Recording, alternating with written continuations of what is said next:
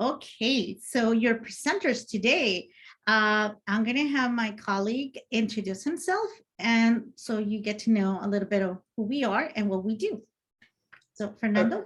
Thank you. Hi, everybody. I am Fernando Pena, and I am the Director of Undergraduate Admission and Recruitment at San Francisco State. And I am very excited and happy that you are all here on a Friday. So thank you for joining us so that we can share this information with you all. I've been in admissions now for about 11 to 12 years and in several different positions and several different campuses. So the transfer process is not new to me. And I am just excited to be here and share all about what we think will help you alongside a little bit more about San Francisco State. So thank you for joining us. Eurania. Great, thank you. So my name is Eurania Lopez, and I'm the Assistant Director for Undergraduate Admissions and Recruitment. I've been on this campus at different capacities, and I was a teacher at one point in my life many years ago. So I used to teach high school. Later on, was an instructor for some undergraduate programs at San Francisco State. So happy to be here. I know preparation is a key. So we have a lot of information that will help you during the process, whether it's next semester, next year, or whether it's 2-3 years from now. So thank you. So we're going to get started, and I'm going to go briefly into the CSU system. What is the CSU? So the California State University, you have choices, and that's one of the things that we will like to say. You have 23 campuses in the system. There are public institutions where you can get multiple degrees. So next slide, please. So every campus is unique, and they offer different programs. Some share the same topics. And one of the things that we wanted to let you know is that the CSU is very diverse, and student population and also faculty is affordable, which is because it is a state, they're state universities. There's different resources that to pay for the institution and scholarships. So it is affordable compared to other institutions. Most of the learning happens by hands-on. What does it mean? It's like you're learning and doing. They're not known as being research, although research does happen at the CSUs. And one of the things that distinguish the CSU is that we focus on making sure that when you graduate, you have a job secure in the sense of have a profession that you can jump into the area that you wanted to go into. So we serve a large number of students. It's one of the largest systems in California and in the country. So that's a little bit about the CSUs. Can you go next slide?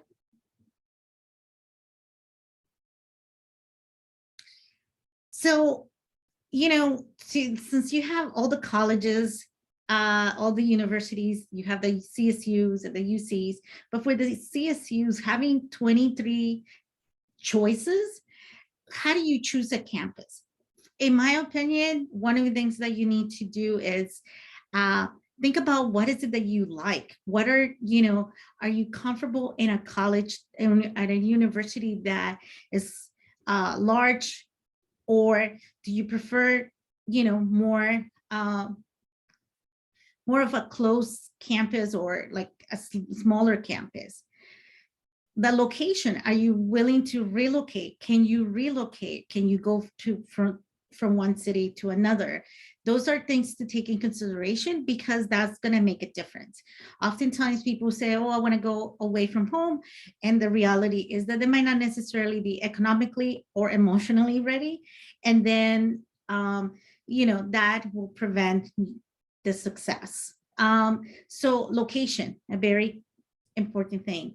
Cost and financial aid, depending on what type of financial support you get, that is a big factor. You know, if you get offered financial aid packages, they're going to be different depending on the campuses. So you need to see which one is the best fit for you. Another very important thing, and that we're going to be talking about later, but it's like, what universities have your majors that are not impacted versus impacted majors. And okay, let me, did you get the message, Fernando? I think. Yeah. Okay, got it. So again, you know, there are some campuses that impacted mainly means that they have more requests or more applicants that they can accommodate. Not that they're hard to get in because you don't have the qualifications, but it's more the accommodations, or, you know, the room for that specific major. Non-impacted basically means that they can teach more students because they have the ability. You want to choose a campus based on the major that you want to study. Oftentimes people go with the popularity of the campus, and while that's great because you want to be on a campus that you feel comfortable, they might not necessarily offer the major that you want to study. And then so in that case, you know, that might create a conflict and delay the process of graduation. If you're going to be on campus, look at the different alternatives of on-campus housing. If you're going to, you know, what type of services do they offer? What kind of plans, housing plans they offer? Then again, the schools, you know, we're talking about the CSU, which are public universities, but you might feel comfortable going into a private institution. And that's something that you will need to decide and see if that's the best fit. The CSUs, most of the CSUs offer different sports at different levels. So if that's something that you're looking into in playing sports, you might want to look at, you know, you have 23 campuses to choose from. Not all have the same sports, or they offer the same activities. So that's something very important to take in consideration when you're choosing a campus. And then faith affiliated, you want to see if some campuses have different organizations or groups that are affiliated with different traditions. So that's something that you might also take into consideration. And then one recommendation that I had, if you're, when we're talking about campus life, it's very important that you visit the campus. I know that last year, because of the pandemic, it wasn't a choice. I mean, it wasn't an alternative. However, if you can visit the campus before, it will give you an idea, because you want to make sure that that's a place that you feel comfortable, that you're going to feel like you fit in. Apply to as many campuses as you would like, but also take a weekend and visit some of the campuses that you're more interested in. And next slide. So again, and I already mentioned a little bit about the benefits of the CSU as being public universities. You know, it's more hands-on. You will have access to the faculty, and for the most part, not all the classes are large size, so you will be able to interact with other students. Other universities have classes that are 300 and above. For most of their classes, at the CSU, you will be able to have moderate size classrooms. So next slide. Okay, so I've been saying 23 campuses. Here's a map of the state of California, and you've had choices. You can go all the way up north to Humboldt State, or you can stay in the sunny south of California. So the locations are we're talking about different climates, we're talking about different areas. Some are rural, some are more urban. So something to consider, 2023 campus. San Francisco State is located in the Bay Area, and San Francisco has microclimates. So if that's something that you're interested, you might want to come and visit us. So next slide.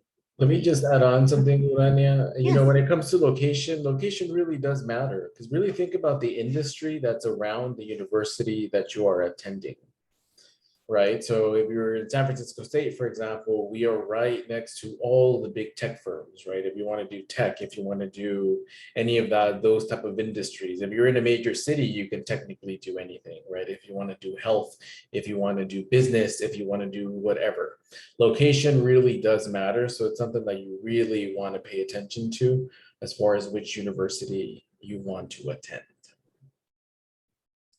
Correct.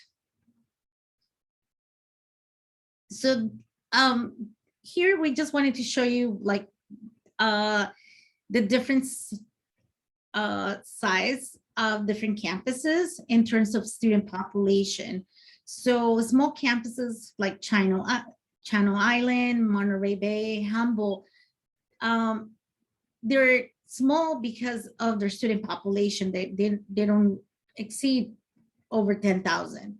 Medium-sized campus, East Bay, San Bernardino, San Luis Obispo, we're talking about a 15, 20,000 student attending. And then large campuses, we're talking about 30 to 40 plus. So if that's something, if you come from a small community college and going, and you want to experience a large campus, that's something that you might want to look into the population. How do you feel more comfortable with? So far, location, size, and then visiting the campus to get an idea of what is it that you think, because yourself better. How would you feel at different locations, at different campuses? It is very important to take this into consideration, because some people do not necessarily like large campuses with lots of people. They get distracted, or is not something that they prefer. So then you have choices. So next slide.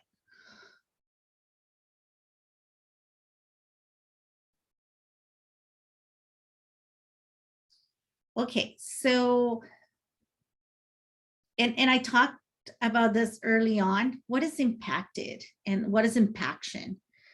So again, this shouldn't be a discouragement. One of the things that often happens is that students want to go into a major that at a university that says, well, they're impacted.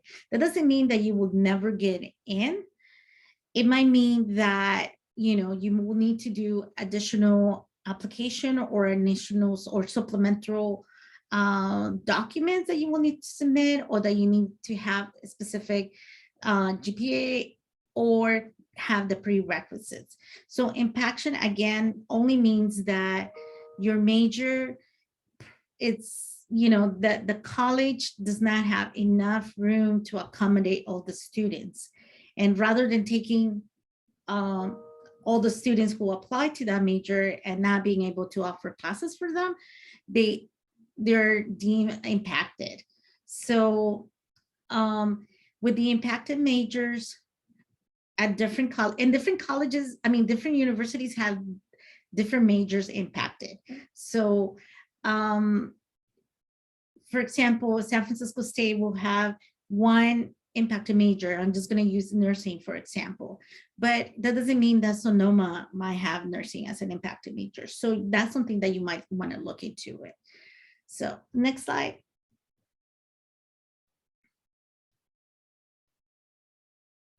So what type of programs can you study at a CSU? So there's hundreds of different programs. At San Francisco State alone, we have over, correct me, Fernando, over 70 majors. Yes. So, and then the other thing is that you also have the choice. If you don't find a major that you want, most universities give you the opportunity to create. You just have to do a lot of extra legwork in terms of putting together a major, but you have those special interests. At a CSU, you can get a bachelor's, a master's, and now some of the CSUs also offer doctorate programs. So in terms of what can you study, there are an array of different fields that you can study. If you're still, if you still feel like you want to combine, and I've seen students who say, well, I want to combine the science, but I also like history, and you can also double major at some of the universities as well. So double majoring is that you go for 2 degrees at the same time. Obviously, you will do that with advising, but there's a lot to choose from. Next slide. Hold on, Stephanie, is your question related to this slide, or can you hold it until the end? It's related about as far as what it is about this slide. I'm sorry. Oh, go ahead. What's your question? My question was, let's say, well, I am going to school currently for early childhood education.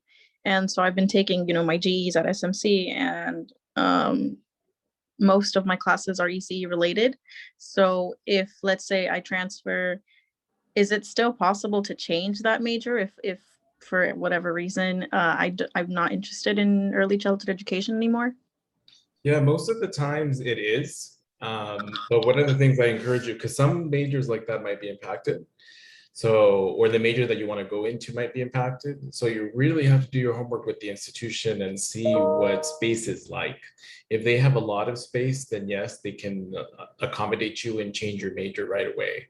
Sometimes even before you actually come into campus for your first day of class. Others, you might have to apply once you start, like on the first week or something like that. You might have to talk to your advisor. But for the most part, yes, campuses welcome it as long as there is space in that major to be able to do so. Does that make sense? Is there, I'm sorry. Go ahead. Stephanie, to add to your question, you can change your major pretty much at any time before you reach a number of units. Each university has its own requirements.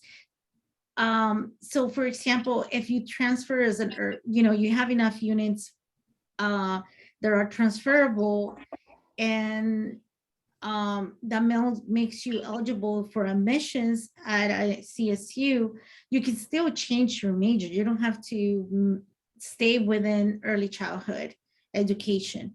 Oftentimes what I've seen is that students who met the requirements to transfer, which we'll talk a little bit later.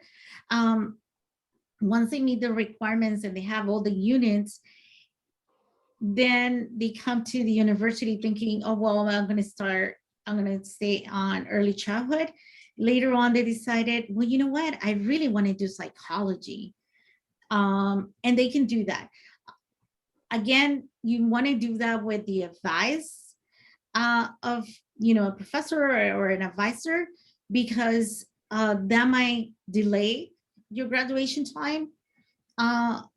But oftentimes, if you just have the basic general education, you can change it when you're not restricted to be in the major that you first chose. Okay, even if, okay, like, I'm sorry, even if right now I'm going to school and I didn't want to leave SMC or any community college, I guess, with feeling like even though it is an accomplishment, this is not to drag anyone down or anything like that.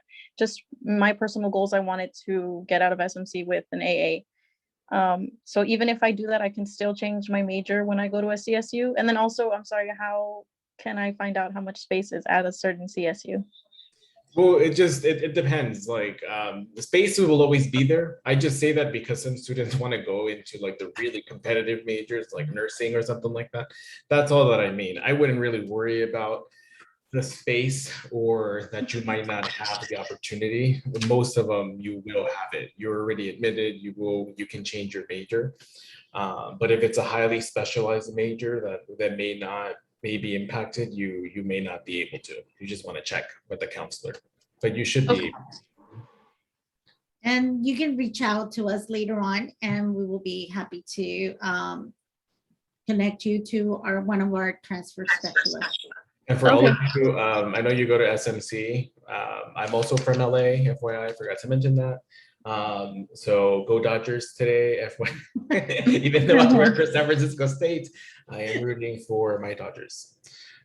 Anyway, let's move on to that. Yeah, so we're not gonna get into it. I'm a Giants fan, so so again, just a reminder, how do you pay for college? Financial aid is still the number one, and the application are already open. It opened October 1st, so you can start your application. Just make sure you don't procrastinate and don't wait until March 2nd. So the type of financial aid, there are grants, work study, scholarships, and obviously loans. For me, I always say loans should be the last alternative, but it's an individual choice. So whatever works for you. And then we have every campus offer tons of scholarships. You know, some of them are specific for the institution, like San Francisco State might have scholarships that are only for students who are attending San Francisco State or that will be attending San Francisco State. Other and the same with other schools. Every institution offers scholarships for incoming freshmen or for transfer students as well. And some are based on their department. So if you want to go into, let's say, STEM, you know, those scholarships are specific for the department that you're going into.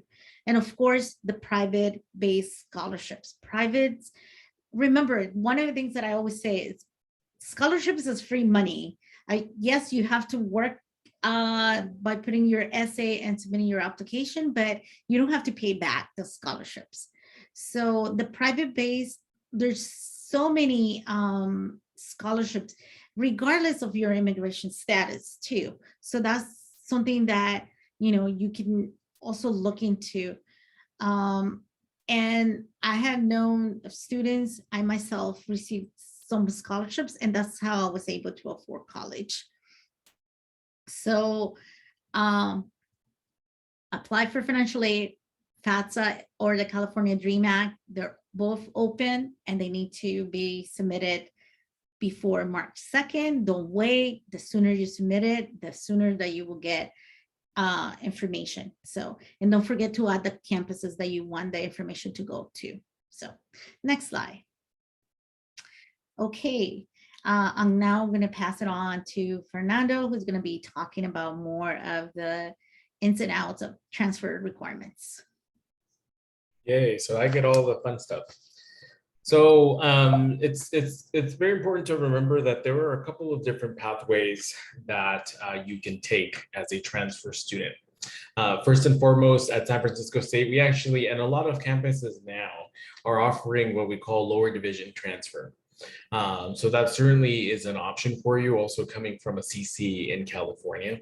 A lot of private schools have always accepted lower division transfer. And these are students that have less than 60 transferable units. And that's at SF State. So for us, you have to have, we do take your high school GPA into account, because if you do have less than 60 units, then you're literally just fresh, essentially, out of high school. And we do count your A through G courses. Your high school diploma also obviously comes into effect, and your A2 and B4 requirement. And I can never remember what they are. One of them is, I think, quantitative. I think, well, there's a slide on there.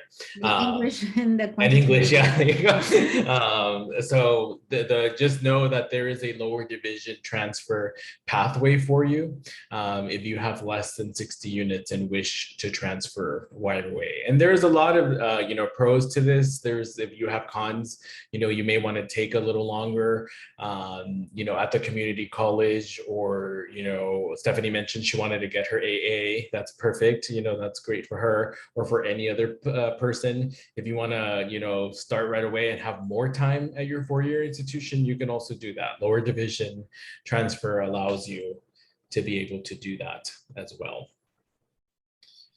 And then we have the traditional pathway, right, which is your upper division transfers. Those that have 60 or more transferable units, we do require a minimum of a 2.0 transferable GPA. And this is more of your kind of traditional pathway than most folks. Fernando, can I just, there was a question, and Cynthia was asking, isn't it better to take older general education classes at City College because it's cheaper than a university? So if I may say, it saves you some money in terms of, because most community college of the tuition per unit is between $40 to $75. So if you get your 60 units and you get down your GE done, that's an alternative. The lower division is oftentimes used for students who maybe they didn't apply right after high school, or because of the pandemic, they wanted to take a break, and then they didn't, and they just took a couple classes. They were eligible from high school to apply, admittable, they were admitted, or they had the eligibility to be admitted into a CSU, but they decided to postpone it. And that's one way to see the lower division. I often do recommend that if you're doing your general education at a community college and you want to complete it there, then it's perfectly okay as well. So the lower division is just another option, and based on what you need to, it's an individual choice. You can transfer before you complete your GEs, or you can transfer when you complete it. Yeah, and to add to Rania's point, there are 30 units of GE coursework that are part of the requirement for you as a upper division transfer student. So you can certainly complete those.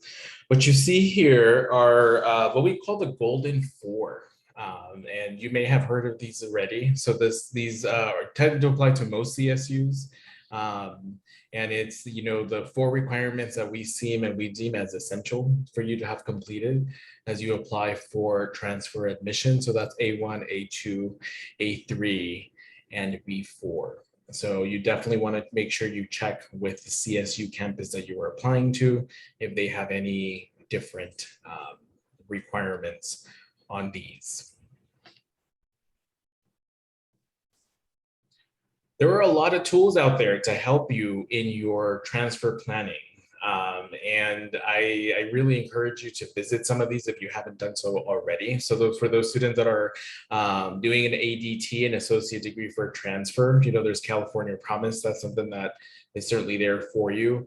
There's pre-admissions advising, which is something that we do at SF State. So you can certainly meet with our, with our team before you even apply. And they can review your transcript for you. They can, chat with you about the process. They can chat with you about, where you should be and maybe some classes that you can consider. That's a service that we offer through our campus. So if I was you, I would definitely take advantage of that if you can. Pre-admission advising, just so that you can cross all your T's and dot all your I's before you actually apply. And one of my favorite all-time websites, I don't know about that, but it's a cool website to go through, is assist.org. So if you haven't visited that website, it is a ton and a wealth of information. And you can see articulation agreements, see what campuses are accepting for your local community college, and see what is actually transferable. So I hope you have all been on that website. If not, you definitely need to go, and it will take you some time to explore because there's a lot of great info on there. But I would definitely take us up on our offer for pre-admission and let us help you and sit with you so that we can figure out a pathway for you. Associate degree for transfer is also another pathway that a lot of students take. This guarantees your admission to the CSU, but not to a particular campus. So if you are part of that or are interested in it, there's a lot of wealth of information. Most campuses do accept this as well. We do. So I definitely encourage to check out ADT so that you can have a advantage when you do get to campus and potentially even finish faster your time to degree. So ADT is also an incredible transfer that guarantees you, a great incredible pathway that guarantees you admission into a CSU. But again, not all of them are accepting ADTs. So I would certainly look at that. The application, we do require an application, so as most things do, and the application actually opened up just last week on October 1st. So please make sure that you start early. There are a lot of questions on that application. There are a couple of sections on that application, anything from biographical info, to if you're interested in EOP, things like that. It takes time to fill out, and you definitely want to submit something that is quality. So take your time, don't do it all in one sitting. You want to make sure that you take your time and you answer all of the questions that are being asked of you, and you submit something that's quality. The application opened up October 1st. Most Cal State campuses are closing it on November 30th, but SF State, we are actually closing it on December 30th. So it's something that you should know. So that's available to you. And some campuses have some different deadlines. The Cal State Apply application is very easy, right, Urania? It's very friendly. It looks very nice. It's not overwhelming, but you definitely want to take your time filling that out. Stephanie, I see you have a question. Yes, I'm sorry. I was going to ask, is EOP for everybody, even if you're not like a first-time student there or like a freshman? My understanding is that if you were part of EOPS at your community college, that you continue and you can apply to EOP. Yeah, and traditionally EOP programs are for, first generation students that, need that type of support. But I encourage you to apply. There's an application process within it. It does ask you a few questions. So it's something that it doesn't hurt, right? If you're not sure about that category, just apply. Right? Does it make a difference if you were already part of EOP at a CSU when you like first graduated high school? Say that again, like if you were part of a EOP, you attended a CSU and you were already an EOP. Yes. And Okay, then, so if you applied to a CSU and you were admitted and you were an EOP, and let's say you took some time off or went to a community college, you will, when you reapply, you will still need to reapply for the EOP as well. okay, thank you. You're welcome. So definitely take note of the deadlines, as I mentioned, because they will come very quickly. And Fernando, if I can add for the deadlines, you know, procrastination is a human behavior, but it doesn't have to be something, a norm. So always check and always try to get your applications ahead of time, because if there's something that you're missing, if there's something that happens to, you know, to the web or to the system, then you know that your application is safe and submitted and will be processed early. So some universities do early admission evaluations, and you can have a peace of mind that you submitted your application on early on and that you already know what is available for you. Yeah, and also please note that some campuses do have different deadlines for specific majors. So it's something that you definitely want to look into, you know, because they're different by campus. So definitely check out for that. Here are some tips for you that we have, and there are a couple for you on the screen. I'm going to focus on the last three.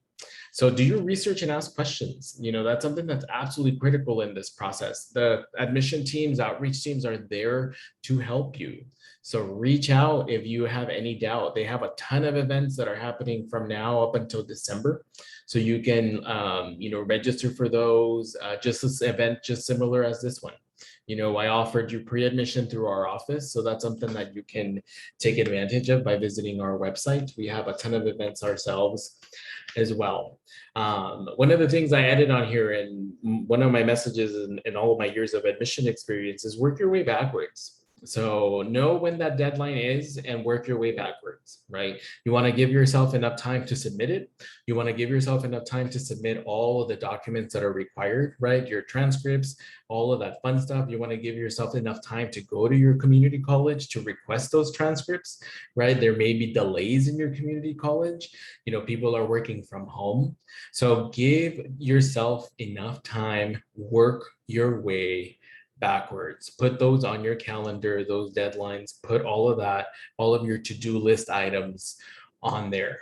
And you definitely want to make sure that you have an attention to detail and you pay attention to all of the questions that are being asked of you, and you fill them out correctly. Because some of this can be overwhelming, or you might be really busy, or it might be final season, or it might be, you know, whatever. You just definitely want to make sure that you give yourself enough time to work your way backwards. Does that make sense? And then Fernando, there's a question which I think is a great question. Misael, I believe. When is it recommended to apply? How many semesters before we plan to graduate? That's a great question. The applications always happen. You always apply the semester before your, or the semester before you graduate. So for example, right now the applications are open for the students who will be starting in the fall of 2022. So,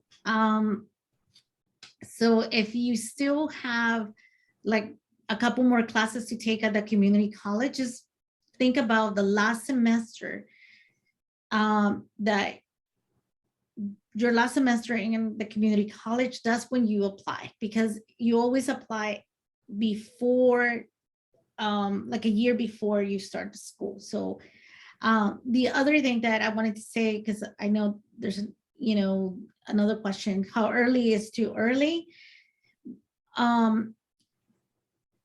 I would recommend first to make sure that you have the classes that you need, and this, and then check with an advisor to see that you have the transferable classes.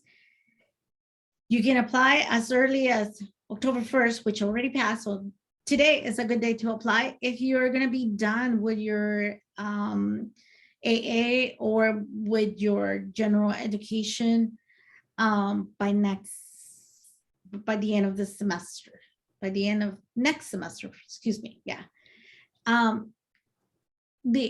Out of the 23 campuses, I know that San Francisco State has fall application and a spring application as well. So you can, other universities only have 1 year application. So if you do not apply for the fall, you have to wait for the following fall. At San Francisco State, if you don't apply for the fall, you can still apply for the spring semester. So you will need to visit the admissions at each university that you're thinking about and see if they open fall and spring enrollment. But that's a great question. So when do we recommend to apply? The semester that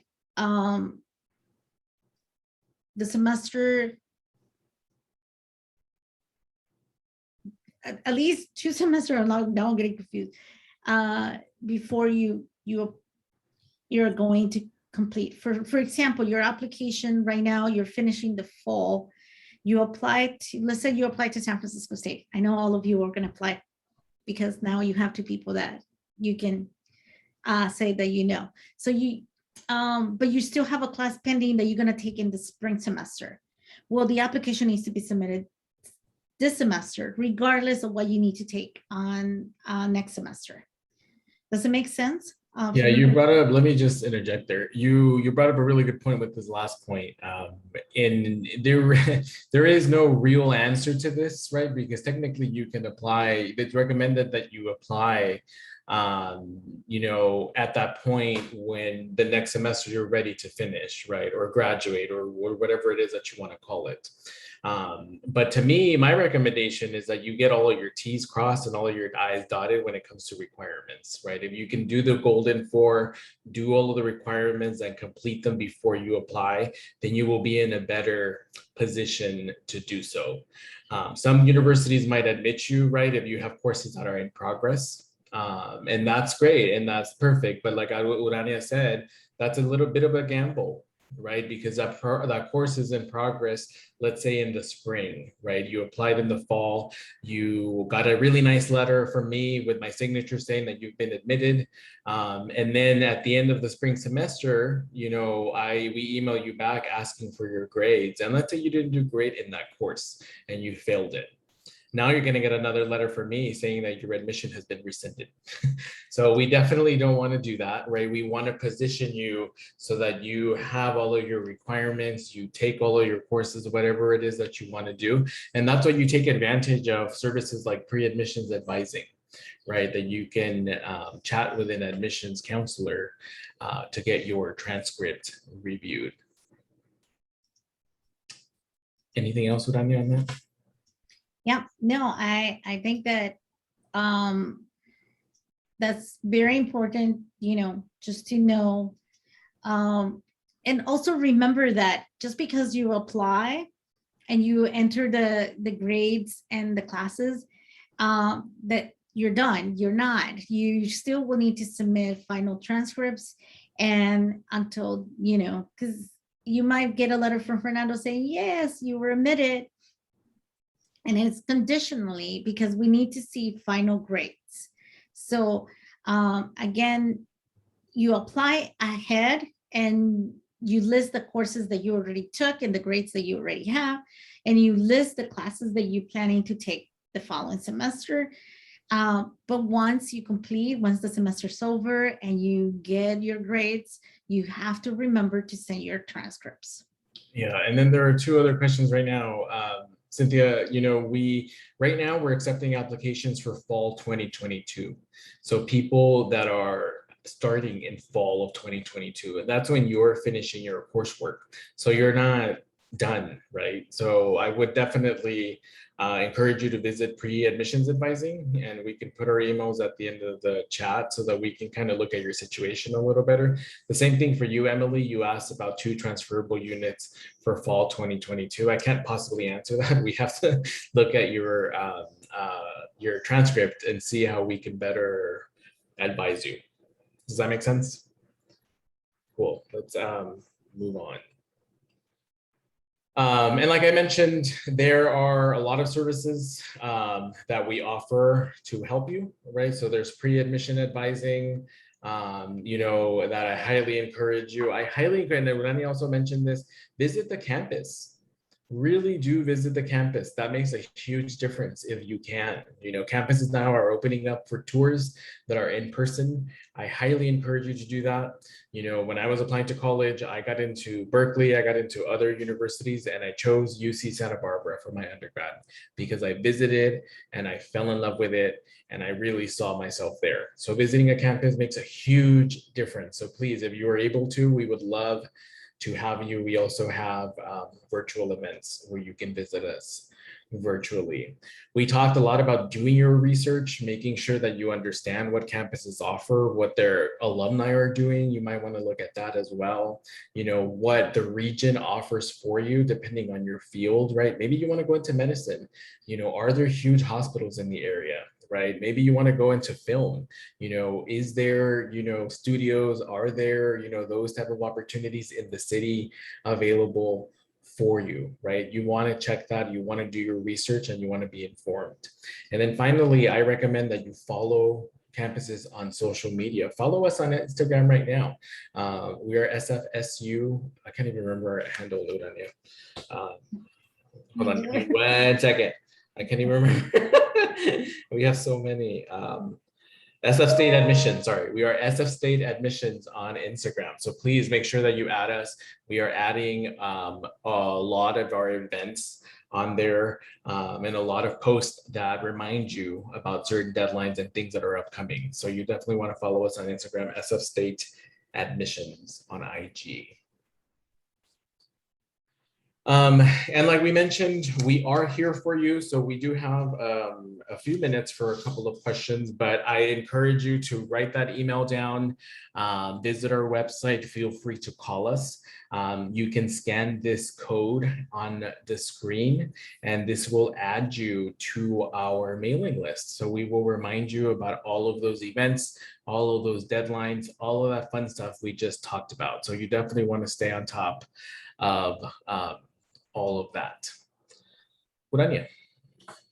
Yes, so and I know that because Teach for the Bay, some of you might be considering going into teaching.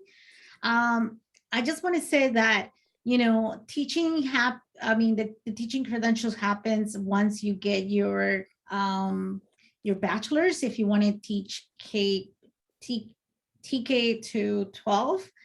So oftentimes people say, well, what majors are the best majors? It really depends on what the level that you want to teach and the subject that you want to teach. So if you're in early childhood education, that's a major, that's fine. One popular major for students who are considering teaching is liberal studies. And then that's an alternative, but there's not one specific major. Liberal studies is popular, and you will still need to apply for a credential program.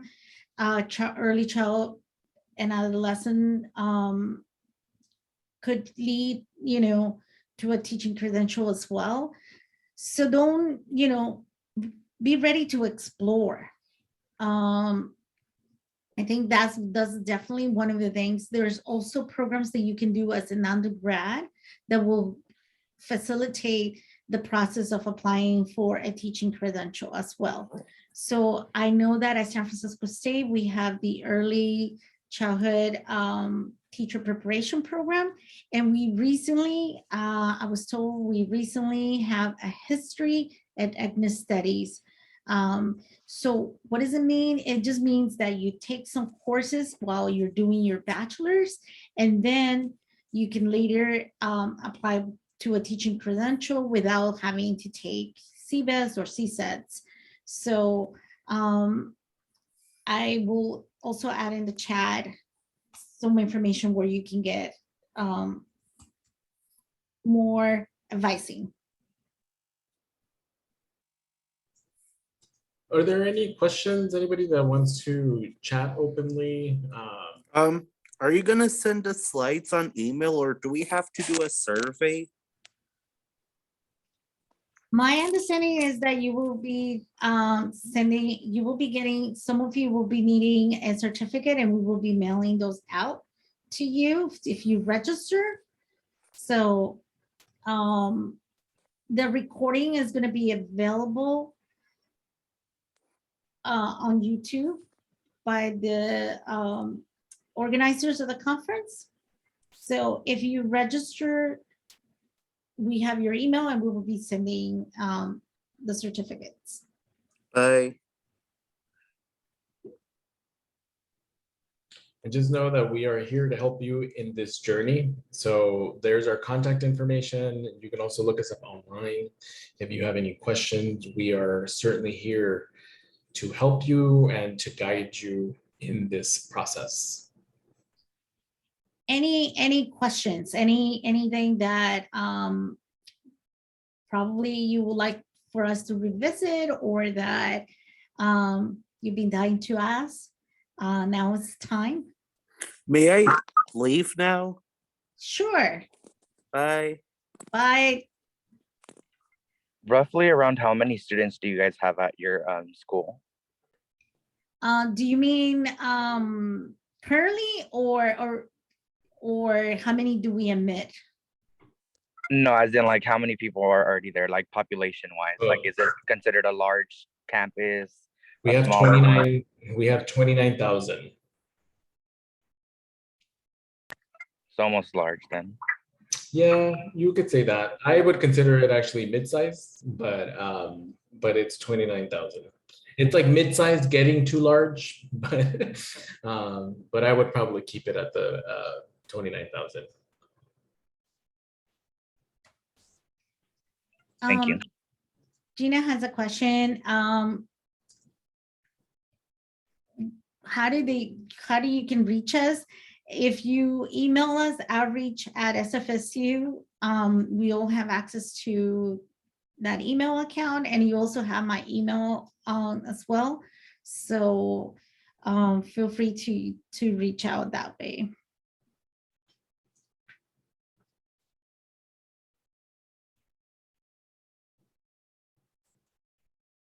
So Elena, so there isn't a degree in education. So the state of California does not have a bachelor's in education.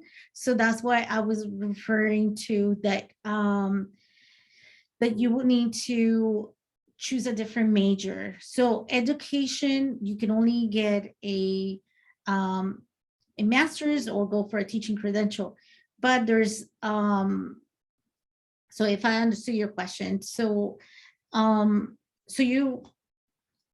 of the California state universities offer a bachelor's in education. It's usually in liberal studies, child and adolescent, psychology, or histories, or anything else. But California does not offer a degree in education, or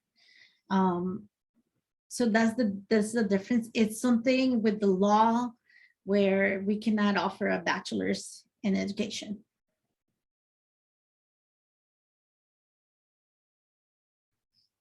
So any other questions?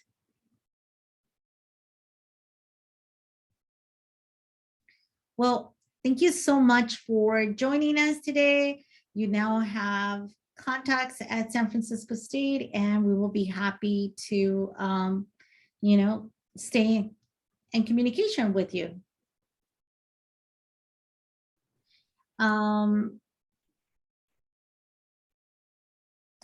So Wendy, again, you were not able to get a bachelor's in education because none of the universities in the state of California can offer a bachelor's in education. It again is some policy, but you can get a bachelor's in anything else and then apply to a credential or a master's in education. So to apply for a master's, you will need to have a bachelor's. So if you do want to teach, your bachelor's can be in any subject. You just have to submit an application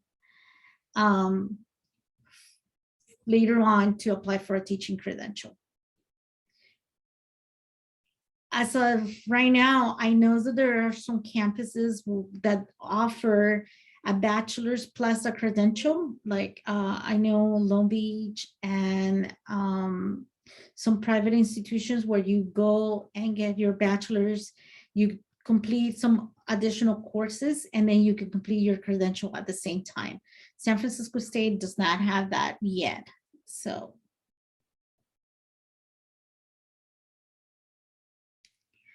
Any other questions?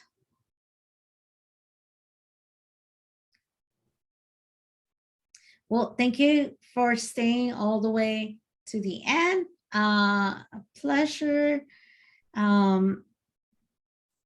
It was great to see and meet all of you. We wish you the absolute best of luck in this journey and in your process, and know that you have us here to help you. And Wendy, no worries. I know you have questions. I do not know if Dominguez Hill offers. I know that the combination, the bachelor's and credential. I know Long Beach, LA, and I believe Monterey Bay, but I'm not 100%. So you will need to visit their websites and give them a call. I mean, they will be able to get back to you. They're really good. I mean, the CSU system is really good about getting back to you with information. Great. Well, thank you, everybody. Oh, she has another question. Okay, Gina, Yeah. what I mean, my dual is, can we pursue a bachelor's and a master's at the same time? Fernando, you have an answer? No. Okay, so a bachelor's and a master's, there are programs like that in different fields. I know they're not many, but I believe that some of the STEM fields have offered that, where you do a bachelor's and then you do some work. You can start you do your bachelor's, you do your lower division and upper division, and then you start taking classes at the master level. And then you can earn both degrees in, I believe, less than 5 years, or 5 years or more. So, but I personally do not have information. We offer it here at SF State. I wouldn't call it dual degree, because dual degree means that you're doing it at the same time, like from the beginning, right? So a lot of these programs, a lot of universities have them. You just you do your 4-year bachelor program, and then you add another year to get your master's at the same time, right? But calling them dual degree means that you're doing them both at the same time, and that's not necessarily the case from the start. You just add on another year. So a lot of universities have that.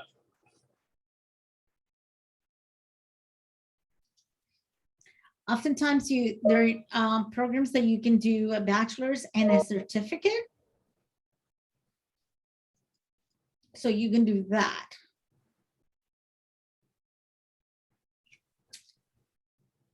Well, if we don't have any other questions, again, thank you so much for joining us. And Have a great weekend, everybody. Yes, go Giants. Go Dodgers. Okay, I'm ending this now. Alrighty, take care, everybody. Bye-bye. Have a good afternoon.